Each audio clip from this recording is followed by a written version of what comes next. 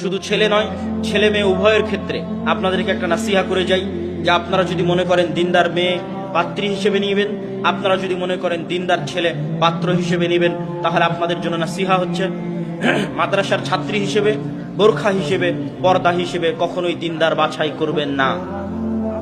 আবারও বলি, মেয়েদের দিনদারিতা দেখার জন্য কখনোই মাদ্রাসার ছাত্র, কোরআনের হাফেজ, দাওরা পাশ এবং পর্দা দেখবেন না। কি দেখবেন?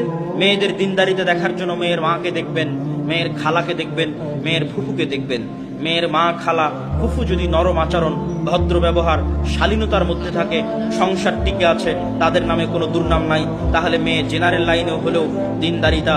আর যদি মেয়ের মা, খালা, ফুফু তাদের মধ্যে অশালীন আচরণ লক্ষ্য করা যায়, বেহায়াপনা, বেলিল্লাপনা লক্ষ্য করা যায়, তাহলে মেয়ে মহিলা মাদ্রাসায় পড়লেও, কোরআনের হাফেজ হলেও, তাহলে সেটা আপনার জন্য সৎ এবং দিনদার পাত্রী হিসেবে নাও হতে পারে।